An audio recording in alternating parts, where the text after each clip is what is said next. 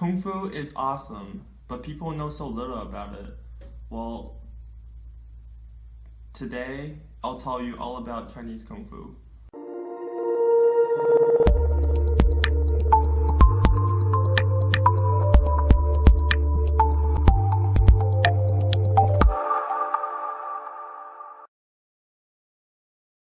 There's many different gangs of Chinese Kung Fu. Its most famous are Shaolin, Wudang, and Emei, but there's also thousands of smaller gangs, Kongtong and Huashan. Each of those gangs teaches a number of different fighting styles, but you can categorize all the fighting styles into two categories. Waijia, which is the training of the muscle so that you can become stronger. This category includes Huquan fighting style, which belongs to the Emei gang.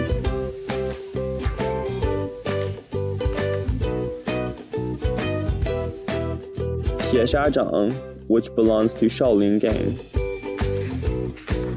And pretty much all the other martial arts styles that you've seen or heard. Karate, Muay Thai, kickboxing, boxing, MMA fighting, that's all Waijia. The second category of martial art is Neijia, which is to use qi, life energy, to defeat the enemies. We Chinese believe that in every person there is life energy, except for some people don't know how to use it. But by practicing Neijia martial arts, we begin to realize how to use the qi, and you can do amazing things with it. You can push a brick with it, light a fire. He's gathering the qi on a newspaper, which makes it sharp enough to cut the brick. It's also why this man is 108 years old and he can still walk and talk. It's why this person who can push a truck can push the Tai Chi master.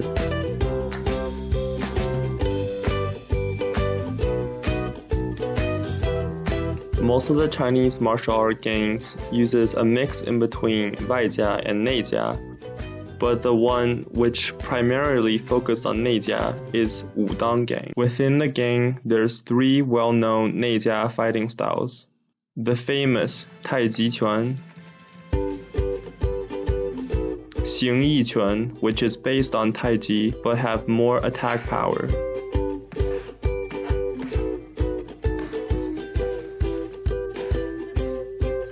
and Ba Gua Zhang. If you're really good at Xing Yi Quan or Tai Ji Quan, I'm talking about if you've at least practiced it for 30 or 40 years, you can punch someone and what may look like a normal punch will destroy their organs. A few days to a few weeks later, they would puke blood and in some cases, they would die. In some sense, this is kind of like a slow poison. Ever wondered why in Chinese martial art movies, people always puke blood? It's because the enemy's qi has penetrated their body and destroyed their organs. The only non-Chinese martial art that closely resembles Neijia Kung Fu is BJJ. Bean drawing jalapenos. I don't know what I said. No, man, it's Brazilian Jiu-Jitsu. Oh, right. God, I'm lonely.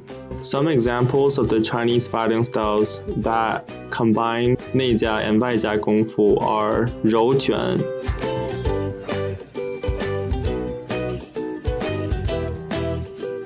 Tietou Gong. He's collecting the qi on top of his head, which protects his head from injury when he hits the metal. If Chinese martial art is so legendary, why don't everyone study it? First of all, most of the kick-ass fighting styles has already been lost. What is left is only a fraction of what is there before. The peak of Chinese martial art is probably about 2,000 to 500 years ago. Second of all, it has a really steep learning curve. The same amount of time that can train you to become a world champion at Muay Thai can only make you intermediate at Tai Chi, if anything at all.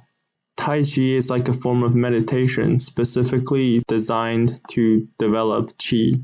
Third of all, nobody believes in this shit anymore. It's all true, but it sounds like a fairy tale. Why do most of the Kung Fu masters look like your Asian daddy with a beer belly? It's because unlike Vaijia, which deteriorates when the body gets old, Neijia only gets better as you ages, which is why old people who have practiced the art longer have an advantage over young people. Also, there's this important place near the stomach called Dantian. Neijia masters gather the qi there frequently, which gives them a beer belly, which is why the Chinese martial artists normally don't look like this, but look like this. Overall, are there fantasy and Chinese martial art movies? Absolutely.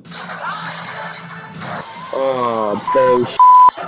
But can a Tai Chi master defeat an MMA fighter? F yeah.